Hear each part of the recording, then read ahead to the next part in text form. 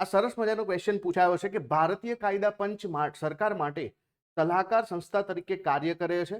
નીચેનામાંથી કયું નિવેદન તેની મર્યાદાઓને શ્રેષ્ઠ રીતે રજૂ કરે છે? અહીંયા તમારે એની મર્યાદા બતાવવાની છે. સૌથી પહેલા તો કાયદા પંચની ભલામણો સરકાર માટે કાયદેસર રીતે બંધન કરતા છે. તો અહીંયા પહેલા લખ્યું છે સલાહકારી સંસ્થા છે, તો બંધન કરતા તો છે જ નહીં, એટલે પહેલું વાક્ય તો ખોટું છે.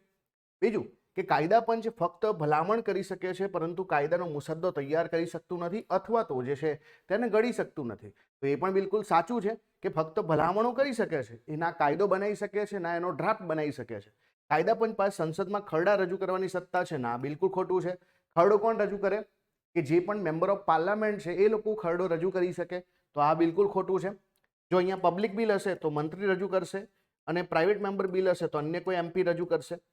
પછી કાયદા પણ તેની ભલામણોને અમલીકરણને સુનિશ્ચિત કરવા માટે ન્યાયિક આદેશો જારી કરી શકે છે. તો કાયદા પણ જે છે કોઈ ન્યાયિક આદેશો જારી કરી શકતું નથી, તો આ બિલકુલ ખોટું છે. તો અહીંયા ખરેખર આન્સર શું આવશે કે કાયદા પંચ ફક્ત ભલામણો કરી શકે છે પરંતુ કાયદાનો મુસદ્દો તૈયાર કરી શકતું નથી અથવા તેને ઘડી શકતું નથી.